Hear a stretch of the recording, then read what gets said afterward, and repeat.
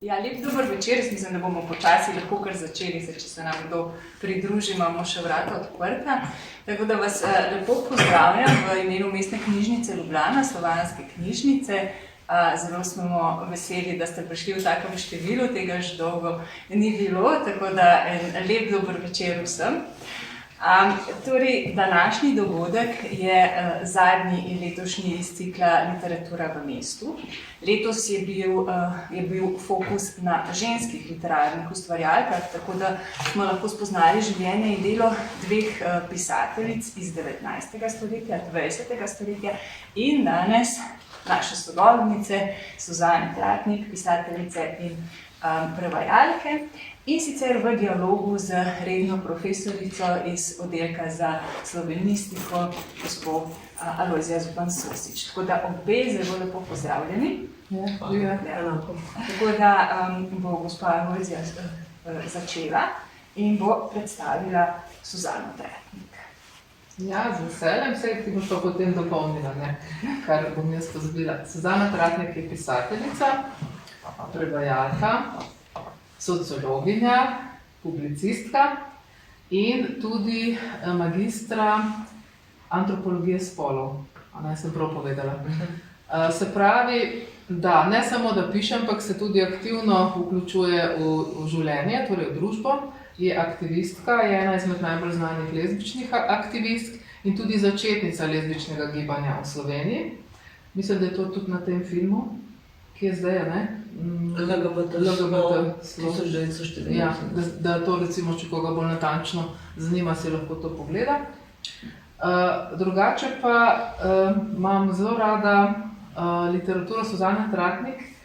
Bom zdaj preskočila kar že na poetiko, zaradi tega, ker ima eno redko lastnost, ki jo večina slovenske literature nima. In sicer, da poleg tega, da obravnava resne teme zelo poglobljeno, bivanjsko tematiko zaostreno, zraven vedno še neko distanco, humorno ali ironično predstavi. In to se mi zdi v bistvu najtežje. Če ti obravnavaš neke težke teme, je najlažje resno, z veliko patetike, sentimentalnosti obravnavati, zato ker to je čisto vedno spremljevalno. Ampak če pa ti hočeš obrniti določeno težko stvar malo na humorno plat, to pa je dosti težje.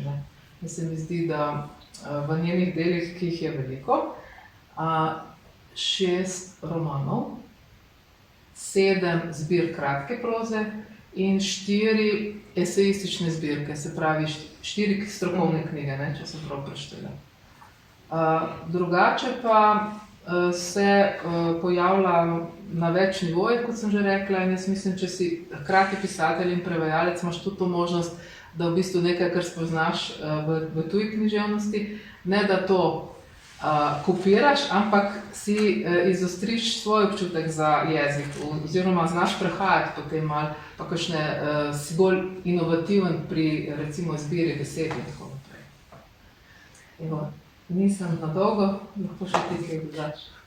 Hvala, jaz sem ti zelo hvaležna, ker si omenila to humorno distanco. S tem sem se veliko ukvarjala in sem pravzaprav ugotovila, da je to vse zame postopek za pisanje, ker so kakšne težke in zahtevne zgodbe, ko jih seveda sem jih želela, obesediti in pisati v njih, ko mine en čas, ko imam neko emocionalno distanco. Ampak se mi zdi, da če težke stvari pišeš na težek način, to postane neznosno. In zato se mi je zdaj zanimivo ubrati to drugo plat kot iz humorne plati, s tem, da to niso smešnice, mislim, ampak nekaj, da olajša in mogoče da nek ritem pisave.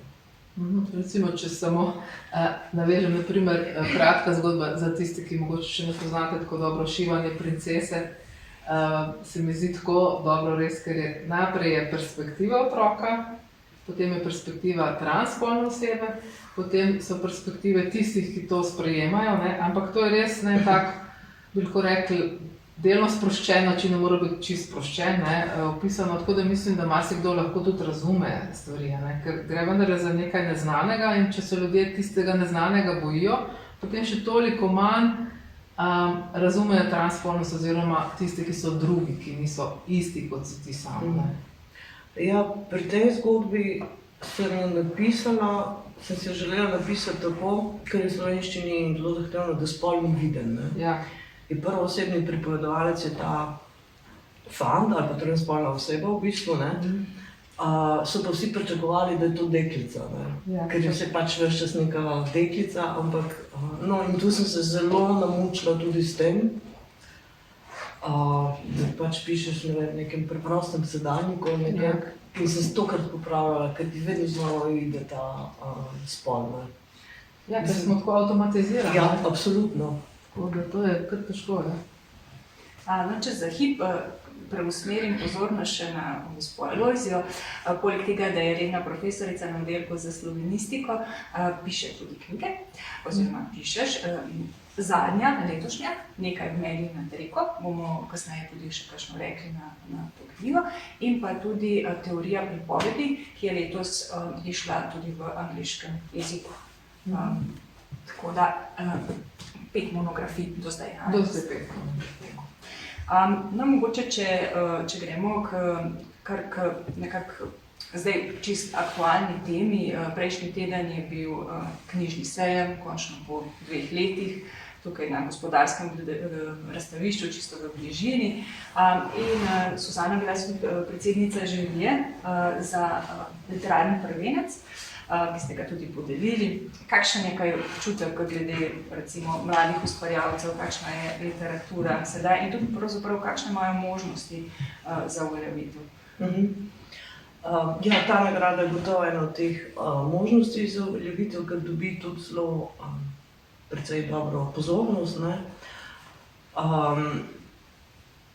Ja, zdaj tako je, ne, bom rekla, lani sem bila tudi v tej komisiji, je bilo dosti slabš. Je bilo recimo, mislim, da je samo 4 ali 5 knjig, ko smo presodili nekako, da jih lahko nominiramo, ne. Ostalo so bili bolj neki poskusi, ne. Letos je bilo pa precej dobrih knjig, mislim, da celo v nekem širšem izboru 10.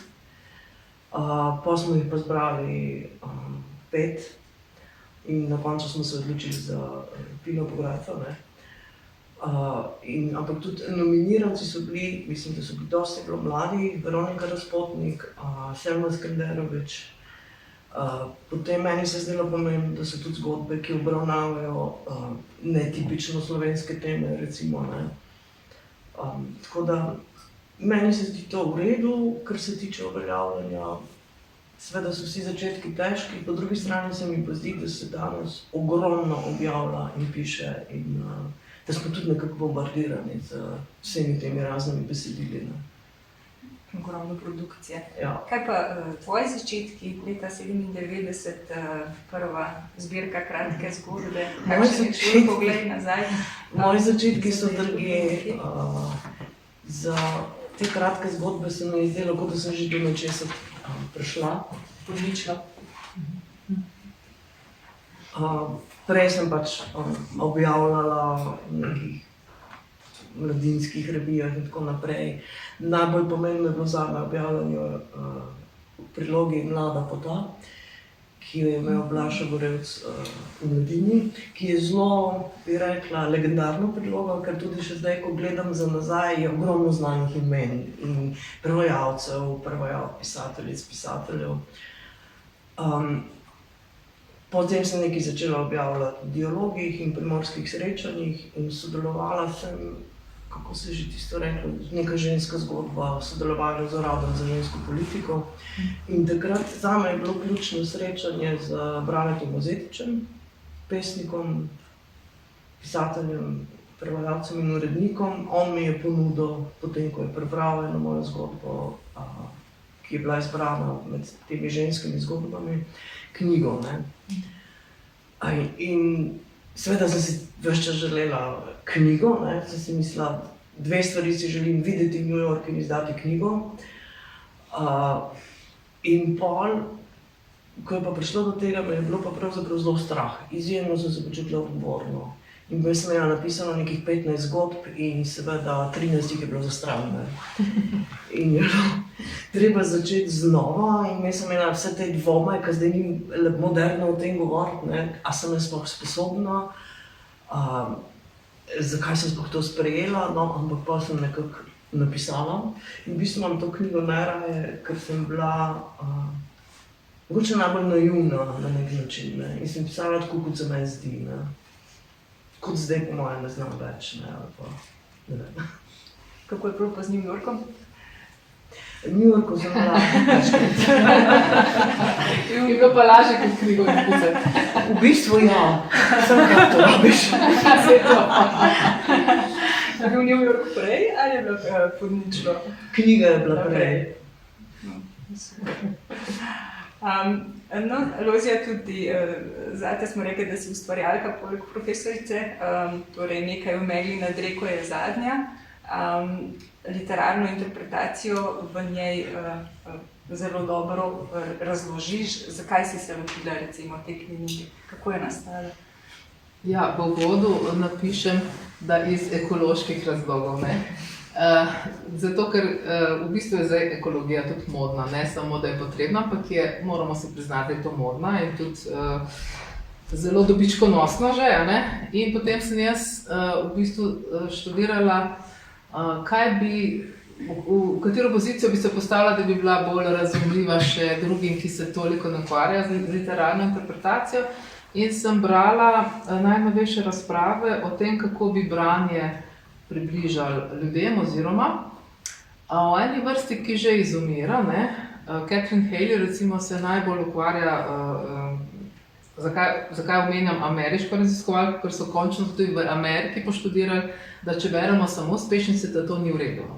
Se pravi, da moramo brati tudi kaj kvalitetnega. Ne? In če pride iz Amerike sam poziv, se mi zdi, da pol je pa to že kar nujno. Ne? In ona je napisala, da naj se vsi mi na literarnih katedrah malo zdramimo. Ne? Saj sem o interpretaciji pisala že vse skozi po branju, ni to zdaj, da bi me to zdramilo. Ne?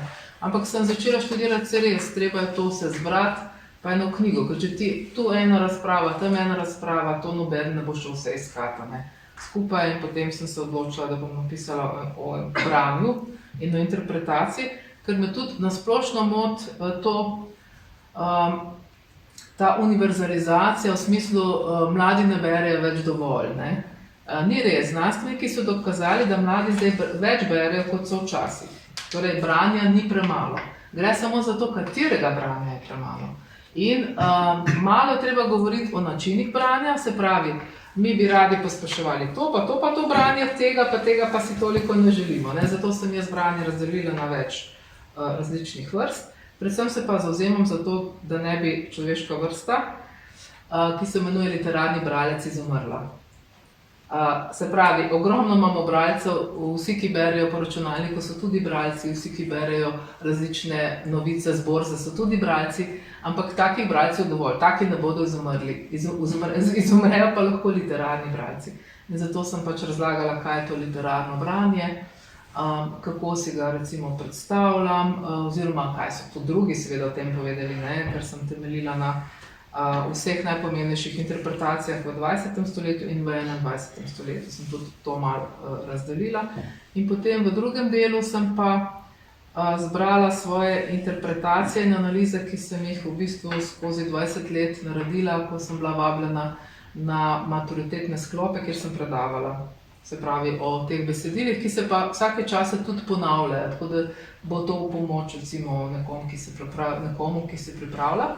Ker pa vem, da poezija nažalost ni bila še nikoli izbrana, ne, za maturo, sem eno celo poglavje posvetila pa temu, kako se interpretira in bere poezija. Ker je res, da znamo vsi brati, kako znamo vsi govoriti, ne?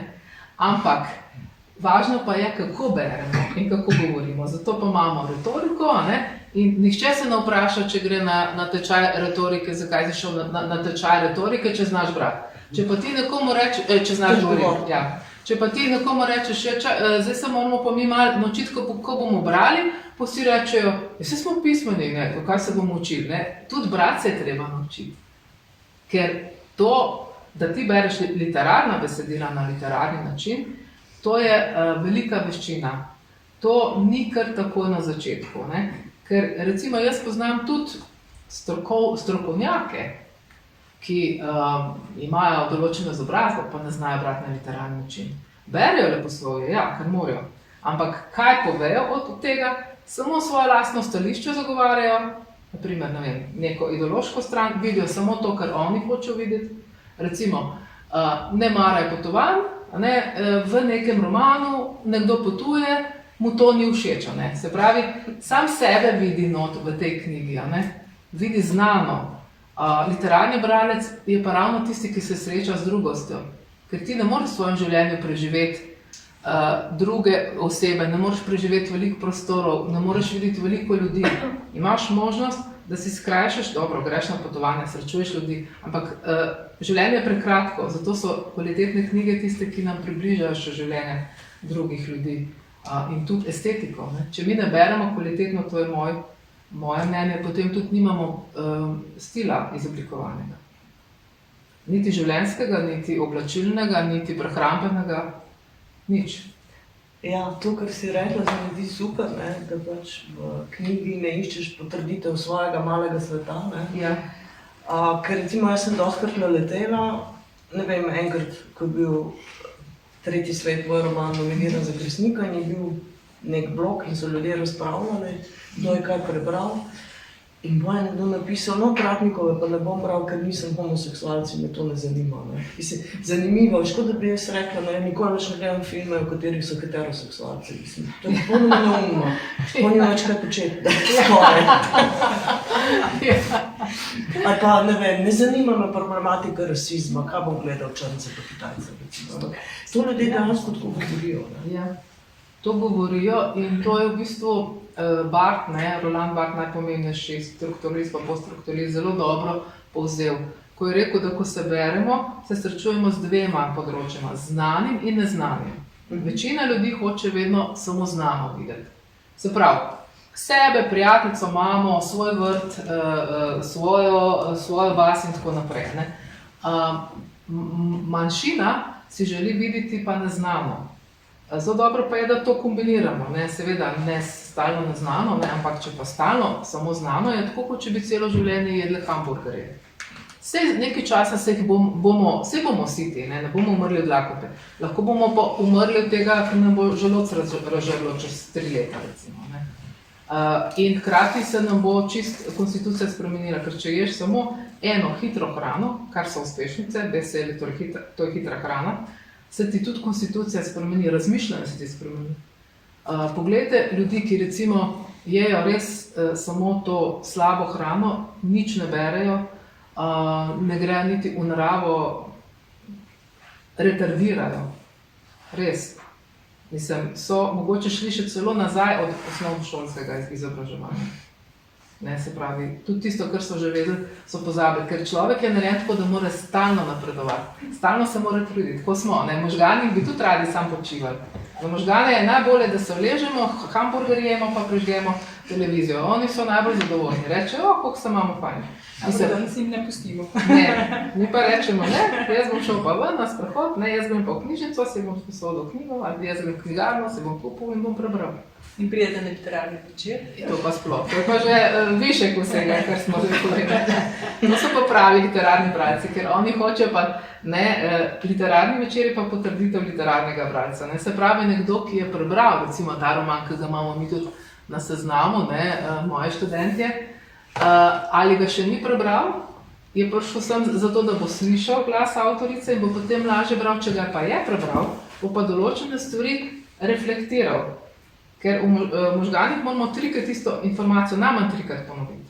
Če smo samo doma brali roman, pa z nikomor se pogovorili, nič napisali, bo to sfrlelo takoj. Pa bomo pa rekli, jaz ne bom bral, ker se nič ne zapomnim. Ja, nič se zapomniš, ker nimaš pravega načina branja.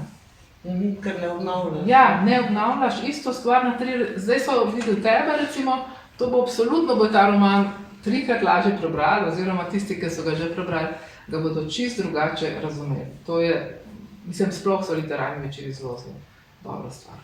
No, ime mi je Damjan, je v bistvu prvi roman, ne? Ja. Sicer so ga uvrstili pod mladinsko književnost, je bil to tudi tvoj namen? Ne. To ni pravilno uvrstitev, čisto. Ne, jaz sem pa šokirala, ampak je bilo prepozno, nisem mogla nič narediti. Skratka, sedaj je pod mladinsko književnost, sicer ta literatura, ki so ji nadeli, tudi ta crossover, je nekako namenjena vsem bralcem, tudi odraslim, oziroma se vsaj priporoča. Tudi ogromno prevedena v koliko jezikov, mislim, da 6. In tudi nagrajena. Tako da z romani pa s kratkimi prozami se pravzaprav največ ukvarjaš. To je literatura, ki ti je najbližja, ali še snuješ kakšno drugo zvrst zdaj v prihodnje? Še to je dovolj. Ja, kar sem se še lotila, je bila tudi monodrama, ki je bila narejena po Damjanu, in to sem pisala bolj nekako reducirala besedilo, ampak pa se je še spreminjalo, ko so začeli delati monodramo. Pisala sem tudi scenarij za Damjana, potem tudi skupaj z Majo Vajs in ne bi nikoli več scenarij, izjemno težek medij, ker sploh nima veze s pisanjem, ampak čist drugo, to je arhitekturni načrt. Tako da poezijo sem napisala nekaj pesmi, ki so se izgubile, hvala Bogu. Ne bom niti povedala, kje so bile objavljene. Da ne bomo zdaj izvrtali.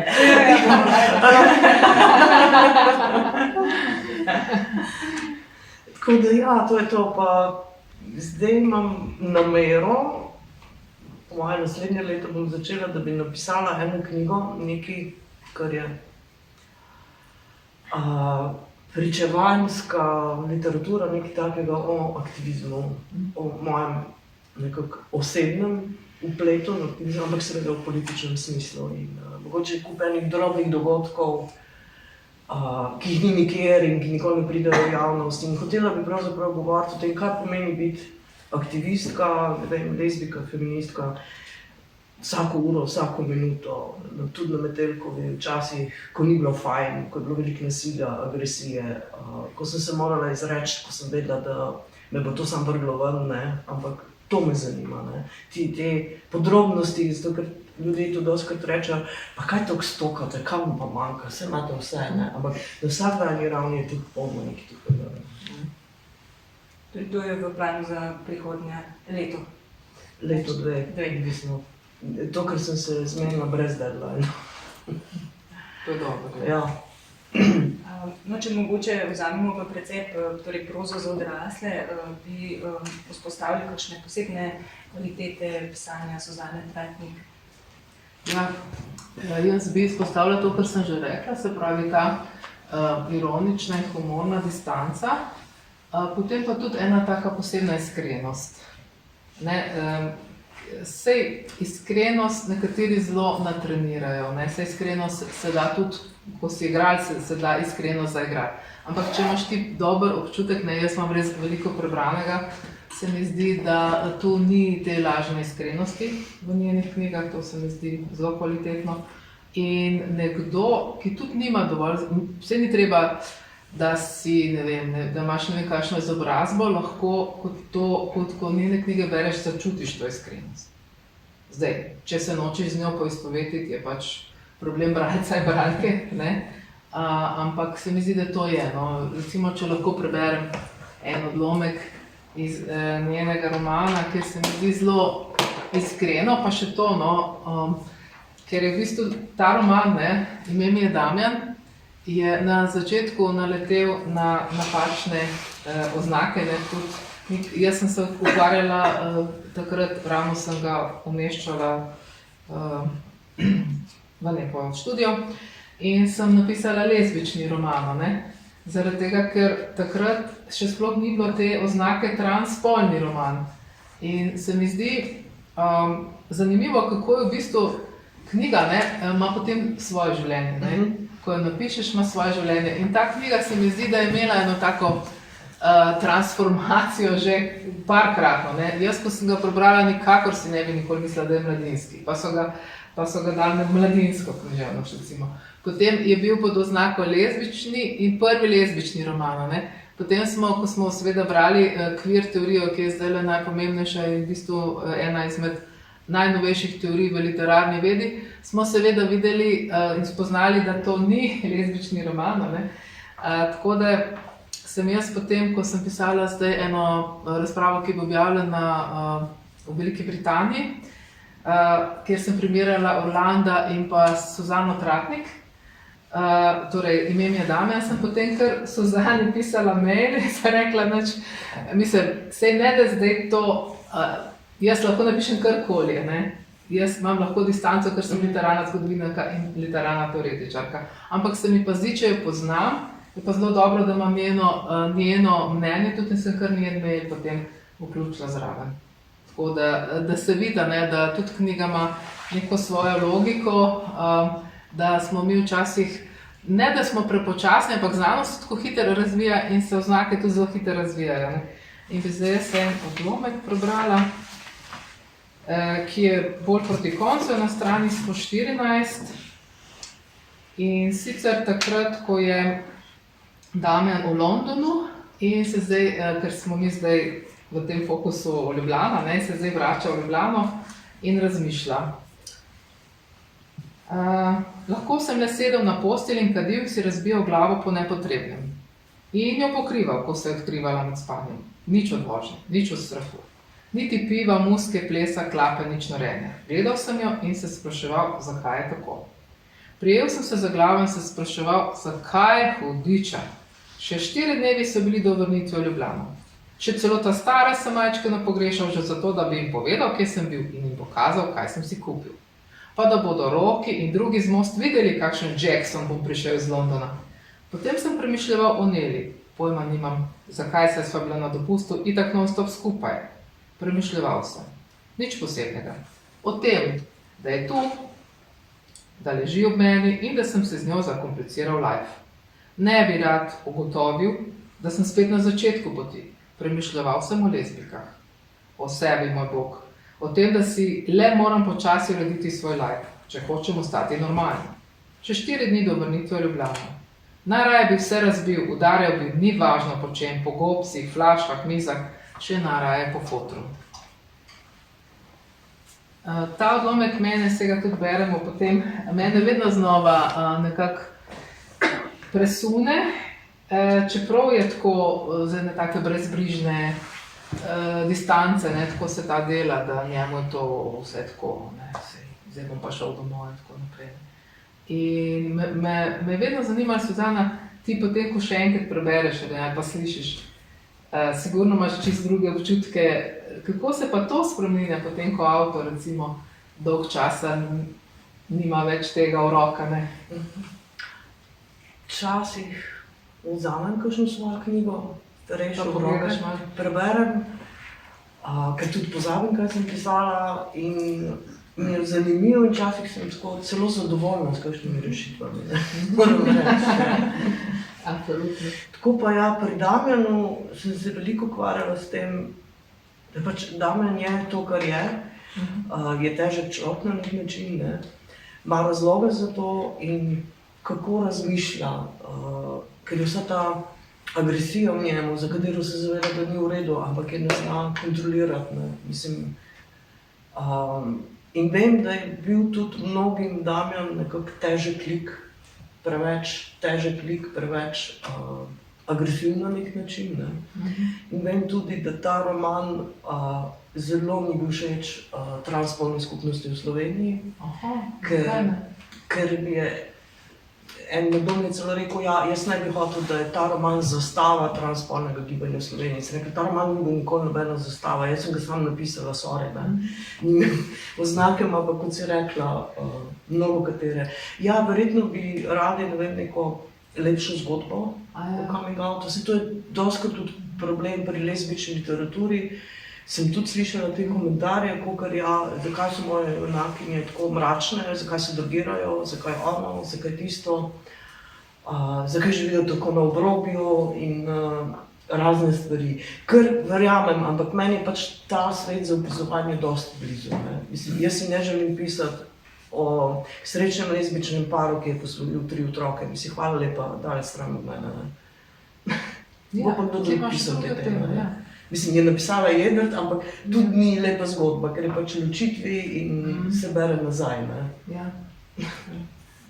Življenje žal nima samo lepih Tako, zgodb. ja, mislim, to je nekaj, kar nosimo v glavi. Sej, na kakšen način pa zbiraš teme? Že sama si povedala, veliko je nasilja, veliko je zlorab, veliko je tudi odvisnosti. Kako zbereš, o čem boš pisala? Mislim, da me izberejo doktor kar same. Bila sem tudi eno obdobje, mislim, 90-ih, precej na rave sceni, ne, kot obiskovalka in v K4 in takrat je bilo zelo veliko tega. Tudi zelo veliko drog in potem tudi, droge niso samo droge, ampak ljudje se na različne načine upletajo v njih. Ne. Mislim, o alkoholu, da sploh ne rečem, koliko je alkohola v Sloveniji, ampak to mi je bilo manj zanimivo. Tako da, ja, te teme so me nekako našle.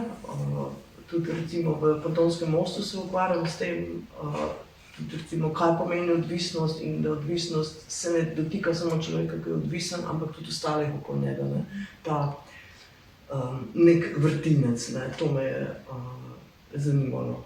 Sicer me pa zmeraj privlačijo nekako stvari, za katere ti rečejo, pa ne o tem govori.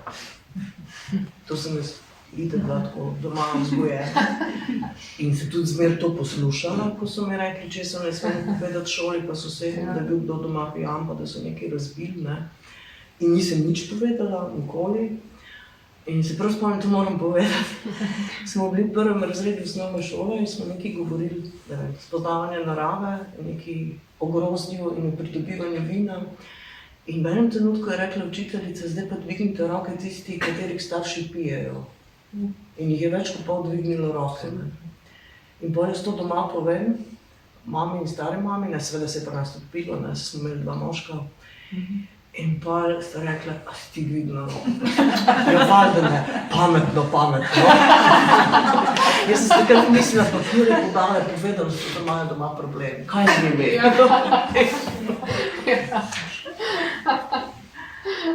Tako da jaz zdaj pa lahko pišem o tem, što govorim. In sramotim družino. Res si tudi rekla, da boš prebrala en odlomek iz Potonskega mosta, ali mogoče kar zdaj? Ja, ok. Potonski most je izšel lansko leto, 2021. A je 21? Se mi zdi že tako... Že daleč? 2020. 20. Ja, to je to koronsko obdobje. Ja, ker si rekla, da je bilo nekaj v Ljubljani, sem pač izbrala odlomek, ko gre junakinja Jana po dolgem času na Metelko, na metlo žurati.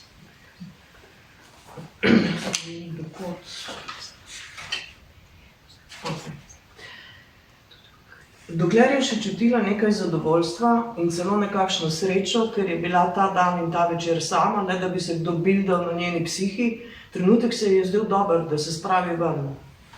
Že 100 let se mi družila. Vse se tudi nocoj ne bo, bo pa vse med ljudmi. Da ne bo to zgolj intimistična, traumatično globoka komunikacija 1 na 1, pravzaprav 1 na kvadrat, ki je bila zadnje čase skoraj vse, kar je zmogla. Bil je še zgodnji večer.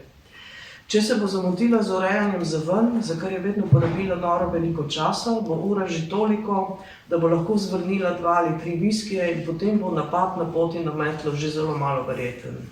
V hrupu diska in vpitja pijanih ljudi pa nikoli ni imela težav s tesnobo.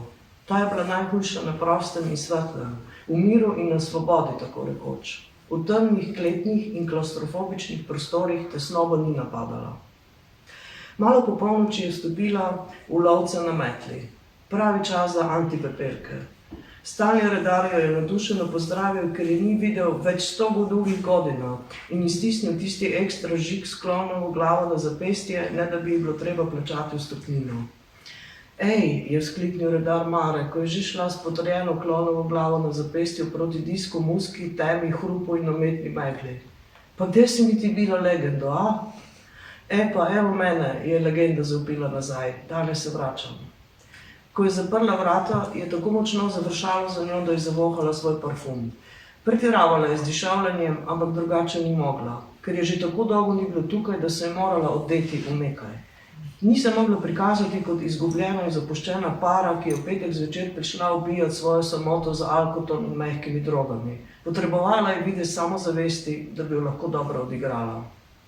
Najprej je pogumno zavila v prazni monokel, ker je neka nova DJ-ka preglasno nabijala svoj hip-hop že ob tako zgodnji uri. Komaj je menila polnoč. Dve punci sta si zvijali tobak v kotu pri šanku. Odločila se je, da bo kar tukaj naročila prvo pivo, saj je bil prazen plac dobra začetna točka za poznejše spoprijemanje z agresivnejšo obliko državnosti. V šanku je bil mlad tip, ki jo je pozdravil po domače, čeprav se ni mogla spomniti, da bi ga že kdaj videla. Moške se je ponavadi zapomnila slabše od žensk. Torej, geji so se ji velikokrat zdeli podobni drug drugemu, lezbika pa je le nekako uspela ločevati, čeprav je njen prijatelj Miha, ki je bil že 100 let na ljubljanski sceni, trdil, da so si lezbe podobne kot jajca jajcu. Vse s kratkimi štrlečimi lasmi, želejem oblikovanimi v luk veter naprej ali veter nazaj, to je tako ali pa tako, ko imaš irokeze. S kavbojkami na pol riti in bla bla bla. Tukaj je Jana hitro cekala in rekla, da so si, vsaj po njenem, podobne tudi vse strejtke. Vse imajo dolge lase, podobne kavbojke in čevlje in torbico na podlahti, ki jo držijo v luftu. Potem sta se smejala. Ampak Mihe zagotovo ne bo tukaj. Megleno se je spomnila, da je nekdo že pred kakšnim letom povedal, da je zbolel za rakom in odšel domov na Dolenjsko. Nihče pa seveda ni vedel, v katero bolnico in v katerem kraju je bil sploh doma. Ljudje na sceni dostikrat niso poznali priimkov svojih znank in znancev ali fuck buddyjev, ne malokrat niti imen. Zgodilo se je tudi, da so koga poznali samo po nadimku. Kadarkoli je omenjala Miho, je folk rekel Miha Hu in potem se je spomnila njegovega nadimka, po katerem so ga vsi poznali, Živa žena. Naj bi namreč izgledal tako feminizirano, da tega ni bilo mogoče skriti. Upala je, da je ta žena še živa, kjerkoli že v tem trenutku. Natakar je v šanku je pokazala klonovo glavo, ki je pomenila brezplačno pijačo in ta gib pospremila s prijateljskim nasmeškom, čeprav ga ni kar poznala. Ušinila je punci v kotu in oni v njo, a ravno tako se niso prepoznale in si očitno tudi niso bile nič kaj zanimive, tako da ni bilo več nadaljnega čekiranja. Prižgala se je cigareto in se iz lezbičnega monokla odpravila v gejevski Tiffany. Madonin volk jo je silil čudno razpoloženje, nekje na meji med žalostjo in besom. Žalostjo, ker ni več tako, kot je bilo, in besom, ker je še vedno vse enako predvidljivo. Kar je bilo najbrž eno in isto, kot bi ji povedala dr. Tatina Whale, če bi se pogovarjali v ordinaciji. Toda zdaj je v gejevskem klubu in se pogovarja bolj sama s seboj in substancami. Ni kriva Madonna, za njene komade je bilo vedno precej vseeno. Ne? Krivi sta tisti dve bolnički, to je Red Bull vodka, ki jo je spila mimo grede z izgovorom pri sami sebi, da je treba presekati velike količine pira. To je bila kar ena laž, v resnici se je hotela samo hitreje omamiti. V žepu jakne je sicer našla še cele 3 zvite mini jointe, pojma ni imela odkdaj, a najbrž jih je kot darilce presenečenja tja vtahnila Ana, ko je bila nazadnje pri njej. Res bi jo morala poklicati, ampak zdaj ji ni bilo treba premišljati o tem, ker je prišla v zabavo. Hvala. Torej urbane teme so kar pogoste v tvojih delih. Ti življenje v Ljubljani nudi dovolj tega, se reče, možnosti vpogleda, pisanja, širine. Se ti zdi, da Ljubljana vpliva lahko na tvoje pisanje? Ja, sigurno vpliva, ampak vplivala je zares tudi vsa potovanja. Jaz mislim, da so potovanja izjemno vplivala na moje pisanje. Nikoli ne, ko sem bila kim, ampak ko se vrneš, sploh ne znam povedati, nekaj ostane v tebi, čeprav ni pišem veliko o tem, kje sem potovala in kaj sem doživela, tudi potopisov ne maram. Ampak ne vem, ta druga perspektiva, da nekam prideš in ti zasuče glavo, ker je vse drugače, ker ljudje drugačejo in da funkcionirajo stvari, za katere jaz recimo svojo slovensko pametjo mislim, to ni vredno, ne. In to mi je tako fajn, in potem tudi pomislim, kakor so mi rekli doma in mama, to ni v redu, ne. In v šoli to ni v redu. Ampak ni res, ne, včasih pa je v redu. In seveda tudi z branjem, jaz sem brala veliko, lahko rečem, ameriških avtoric, avtorjev, ki se ukvarjajo s temi tematikami. tudi Adrian Rich in me je presenetil ta njihov pogum, to, kar si prej rekla, kar so govorili, recimo I'm black, I'm poor in vse to, in pa sem mislila, ja, zato bi jaz lahko rekla, ne? Kaj bi jaz rekla v tem smislu? Sem belka, sem prekmurka, sem z delavskega razreda in to me je začelo zanimati, ker o tem se ne govori, ne?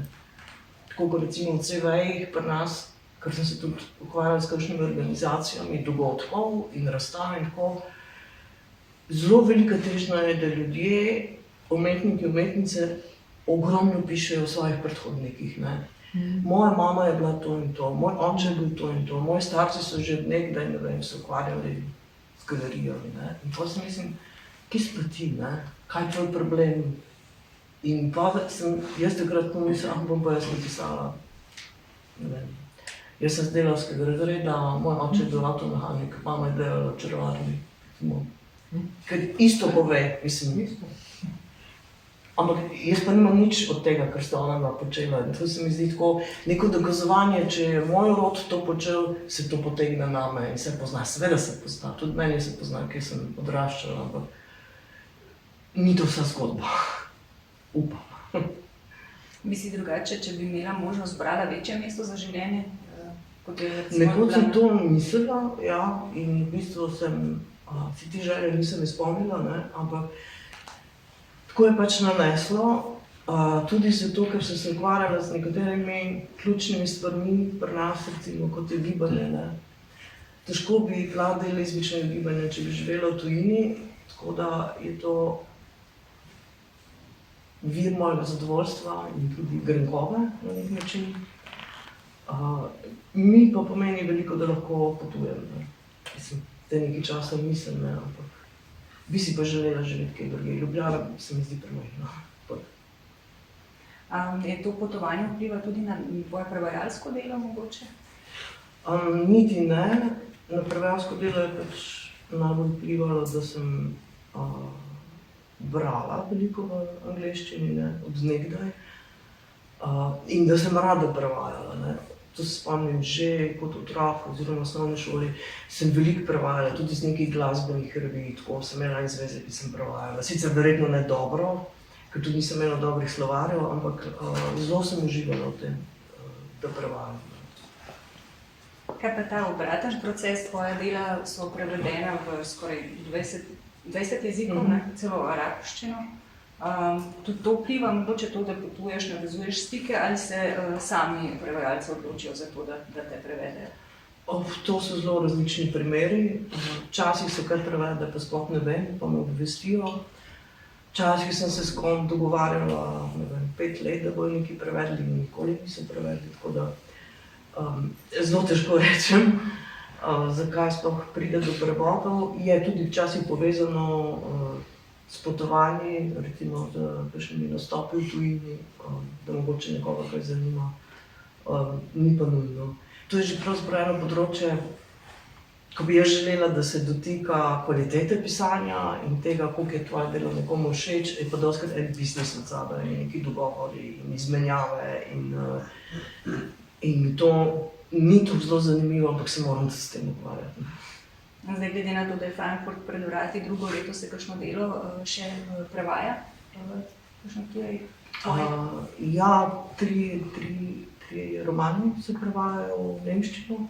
Nordhaus na vrhu hriba, Pontonski most in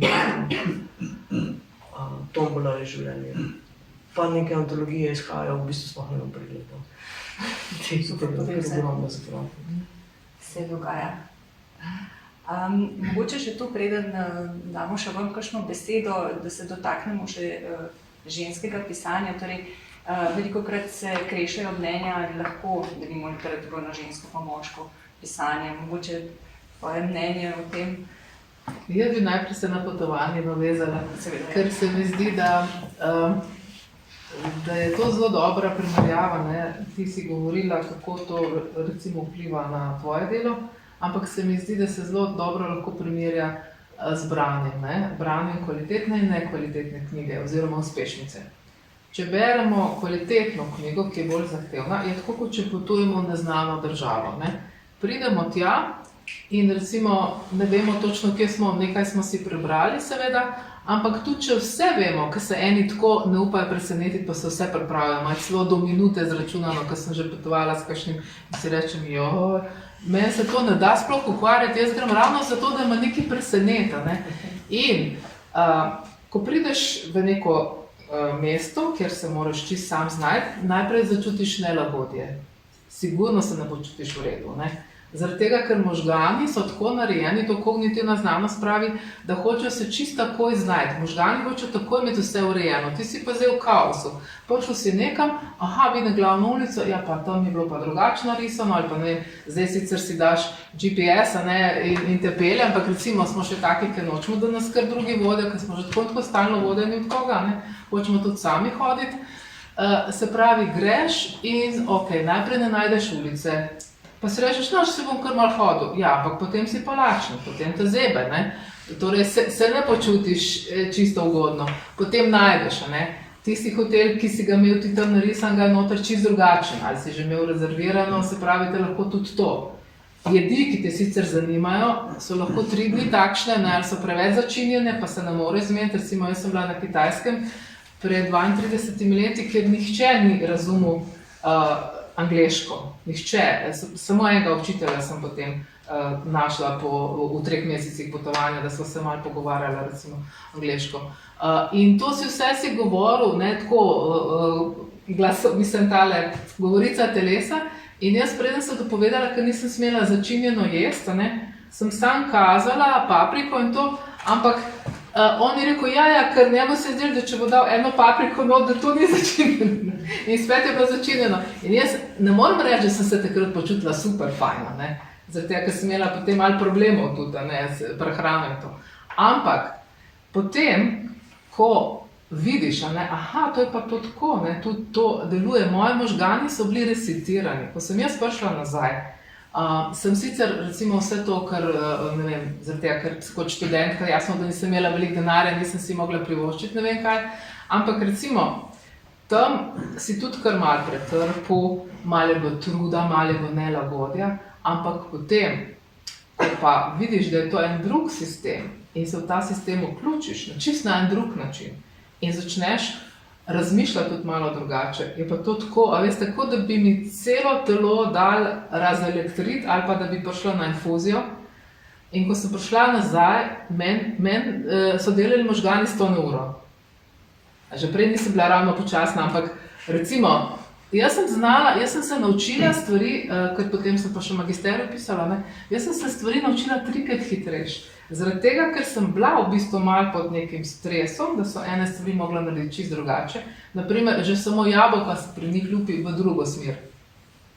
Mislim, to je bilo zame, ker sem se na vlaku sedela, sem rekla, ok, to pa obvladam, jabolko pa znamo lupiti, ne? V drugo smer lupijo, recimo, ne? Že to je bilo zame, kaj je možno to, da je to, ne, da se to dogaja. In v bistvu ti moraš pustiti, ne, tudi ko bereš knjigo kvalitetno, da te nekaj spravi v nelagodje, da te nekaj z tvojega tira spravi, si lahko tudi jezen, lahko tudi vržeš stran, pa rečeš, ne bom prebral. Ampak potem, če si pravi literarni bralec, čez 3 dni spet se usedeš, pa rečeš, čakaj, vidimo, kaj je zdaj tole, jaz res tega ne bom spravil skupaj albuma, ne, in greš. In potem, če je to kvalitetno, ne, se lahko tudi nestrokovno ali pa ne, recimo, ta pisatelj ne zna pisati, ne, to je druga stvar, če izgubi nit, če recimo karakterizacija ni pravilno speljana, to je druga, potem pustiš, ampak če je kvalitetna knjiga, če si samo ti šokiran, ker je toliko drugačna od tebe in od tvojega načina branja, to je samo plus. To je kot da bi šel en stroj, ki bi ti končno nekdo možgane malo šel eno drugo smer naštimal, ne. Tako da, to hočem povedati, ne, tudi na potovanju ni vse fajn, ampak če recimo zdaj, če me vprašate, bom rekla v teh 3 mesecih, da je bilo skoraj vse fajn, zaradi tega, ker so tisti dogodki, ki so bili tako nenavadni. Jaz sem recimo srečala pleme, ki ga ni bilo nikjer po televiziji, jaz ga potem nisem, ker sva šla s fantom po poti, kjer ne bi smela hoditi v bistvu, no. So prekršila eno pravilo in to so bili gorski ljudje, ki so prihajali na avtobus, ki so mene videli, ker sem bila bela, oni so mislili, s kje sem se vzela, ne, in potem smo malo tako z rokami se pogovarjati. Mislim, to so take stvari, veste, to te res in kvalitetna knjiga te isto zaznamuje. Si lahko šokiran, si rečeš, pa je to možno, lahko to zelo trpiš, ker dela ta sistem knjige drugače kot tvoj sistem dela. In dva sistema se krešeta. Najprej sigurno nelagodje in o tem premalo govorimo. Nelagodje pri branju ni nič slabega. Nekateri misle, da morajo ob knjigi uživati od začetka do konca. Ni res. Jaz vedno rečem, če vas boli glavo, vzemite Lekadol aspirin. Knjiga ni zato, da te bo, pomirila. So tudi knjige zato, da te pomirijo, ampak knjiga ni zato. Pejte v Atlantis, plavajte tam, imate bovlanje, lahko bovlate. Knjiga je tudi zaradi drugih stvari. Je ena izmed funkcij, da te pomiri, tudi, ne, ampak ta je tista, ki je najmanj pomembna, vse ostale so pa res bolj pomembne za to, da se mi oblikujemo, ne, kot ljudje. Jaz bi še nekaj dodala, ker se veže s potovanjem, pa je čisto nekaj drugega. Povezavi s tem, kar si rekla, da pač nekam greš in jaz si tudi ponavadi nočem zelo splanirati, ker tudi nimam časa za to. Mislim, se bom ukvarjala s tem na letališču, pa bom tam videla, kako priti v mesto in tako. Ena stvar, o kateri se pa pozanimam, zlasti, kadar imamo kakšna LGBT branja, pa je, kakšna je situacija v dotični državi glede LGBT, ne. In to je verjetno, ker ostali pisateljice ne razmišljajo, ker jim ni treba, ne. Mi pa, in tudi nekako se mi zdi, tudi premalo govorimo o tem. Nazadnje smo imeli LGBT branje v Rigi, v Latviji, ker je bilo vse super. Ampak potem sem pa začela nekaj gledati, kakšen je njihov odnos do LGBT in so pač te baltiške države so dosti nestrpne, razen Estonije, ne. Kljub temu, da ima Riga tudi komercialni gejevski klub, ki pač deluje vsako noč, ne, in je namenjen tudi turistom in domačinom in tako. Ampak to nič ne pomeni, da je situacija dobra in pa sem prebrala, da so ne tako dolgo nazaj, leto dve, nekje na Latviji, ko je živel nek gej izven Rige, da so ga pač kmetje ujeli, polili z benzinom in sežgali, ne. In to sem imela ves čas v glavi, ne, tako. In potem je bilo sicer vse v redu, razen tega, da smo videli v mestu neke antigejevske demonstracije, tudi v zvezi z nekim zakonom, ko je en tam stal in hodil po mavrični zastavi in podobne finte, kot jih slišimo tukaj, ne, otroke vam bojo vzeli, bla, bla, bla, ne. In to je bilo, in bili smo tudi enkrat na gostovanju v Alžiriji, se spomnim, tam nisem brala nič LGBT, ne, ker pač ne veš, kam to pade, ne. Nisi si drugo zbrala, ne? Ja, še dobro je bilo, kaj drugo. Vse imaš tudi, ja. Ja, tako da. Mogoče preden odgovorimo še na zadnje vprašanje, bi vseeno, ker se bližamo že v 8. uri, dali priložnost kakšnemu vprašanju z publike. Ima mogoče kdo kaj za eno ali drugo avtorico? Ne, še mogoče mora biti ura 8. Potem pa mogoče, ker tebe vprašam glede, kar sem prej se že hotela navezati na žensko oziroma moško. Nisem se hotela izogniti, ne samo, da sem hotela še prej dati eno tako primerjavo, kar sem že prej, ko je Suzana govorila. Ja, jaz sem za to, da se žensko in moško ločuje, ampak samo, kadar gre za trivialno književnost. Se pravi, če govorimo o tako imenovanih ženskih romanih in moških romanih, če recimo v trivialni književnosti, ko je ostro ločeno, ker so pač vzorci in imamo uspešnice, ki upoštevajo te vzorce in kode, se pravi ženski ljubezenski romani, ženski neki materinski, ne vem kaj, moški pa vohunski, recimo, kaj bi še bili kriminalni, recimo neke vrste pa za ženske. Če pa gre za kvalitetno književnost, pa nisem za ločevanje med moško in žensko, kar recimo, če bi ločevali, potem dajmo jasno ločevati. Naprimer, če piše v učbeniku, da je roman Filio ni doma tipični ženski roman, ki obravnava ne vem kaj, Zakaj ne piše, da je roman Draga Jančarja, to nosimo videti, tipični moški roman?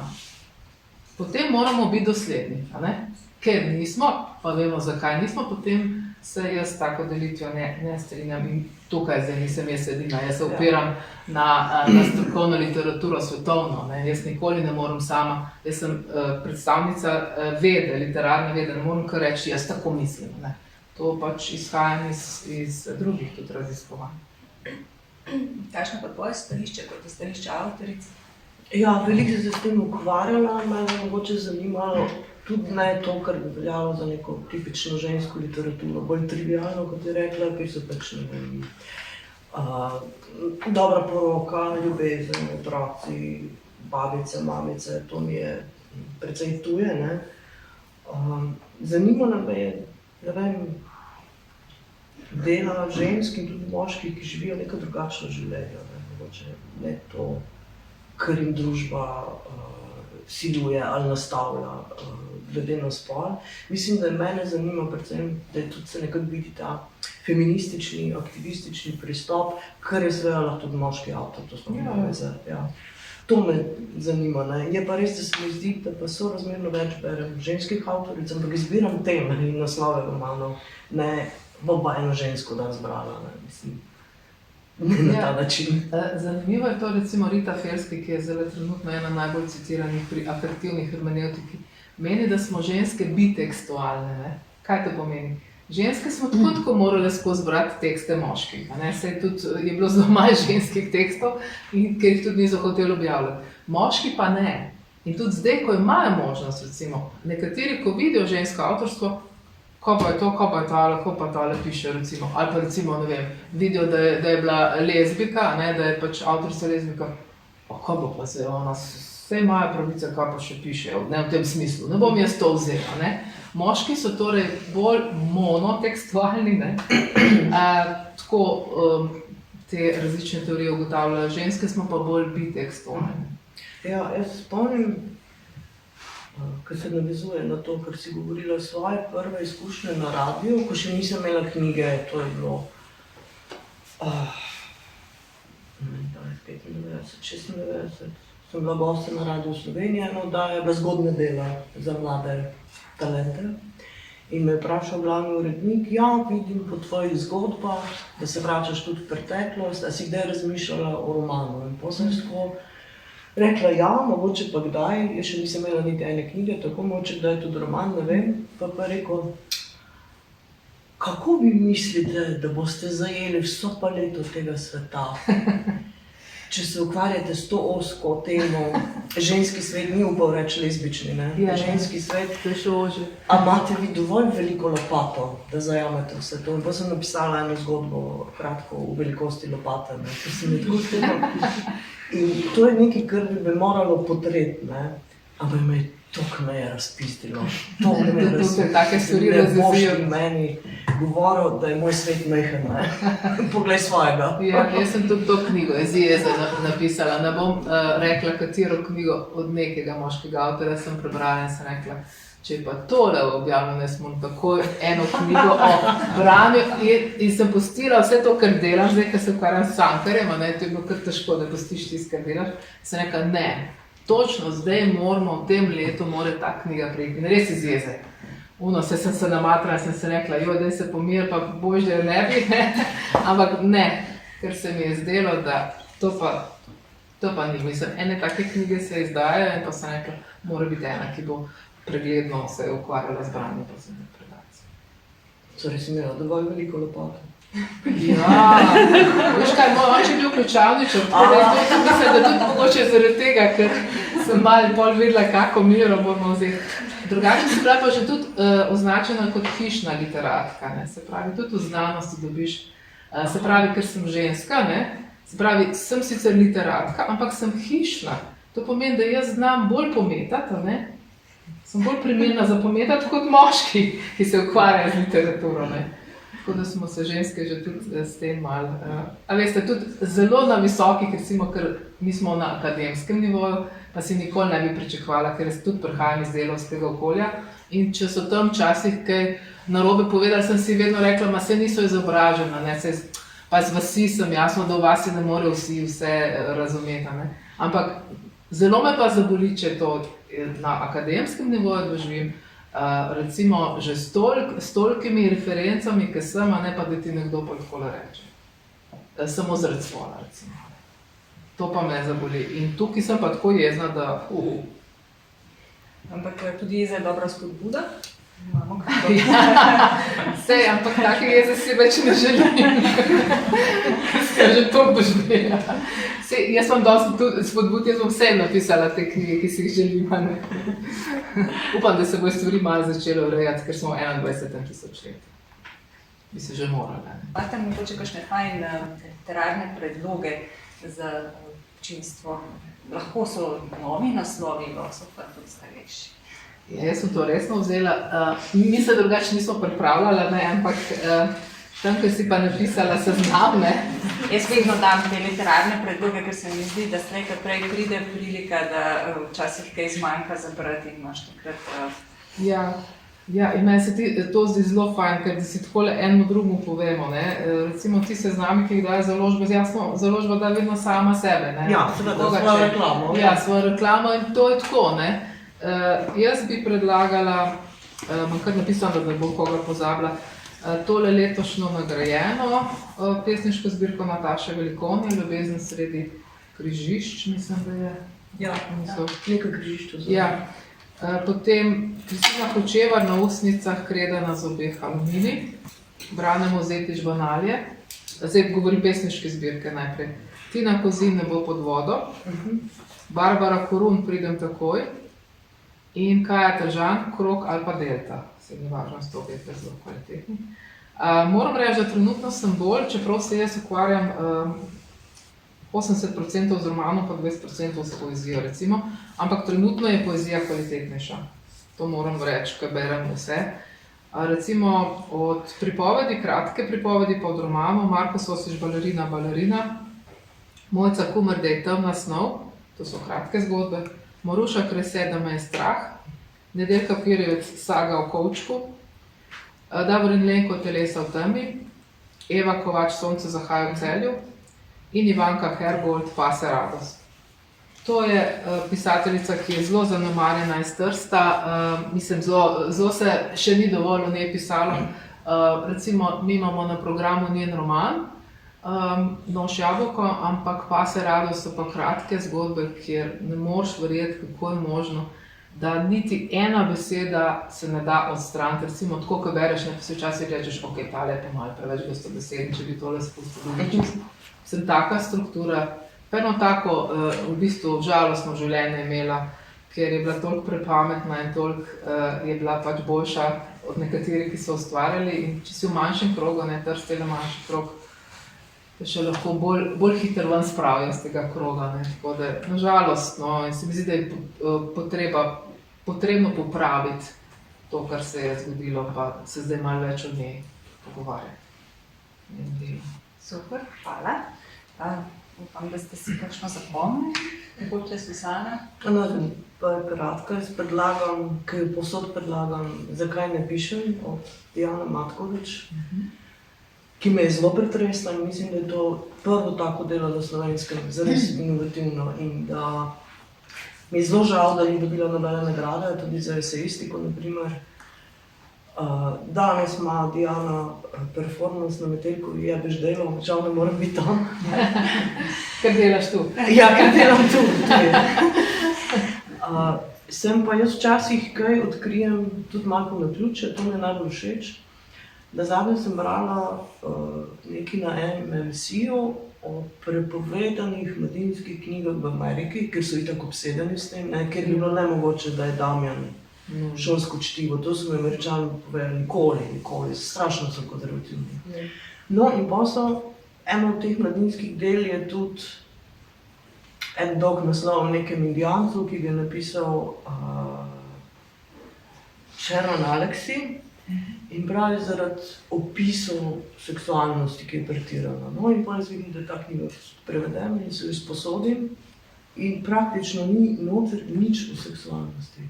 Je pa o tem, kaj pomeni živeti v indijanskem rezervatu, kako malo pravic imajo, kako je za njih čudež priti v naslednje belo mesto, kaj šele iti v šolo, kot je počel ta, verjetno tudi avtor. Ne.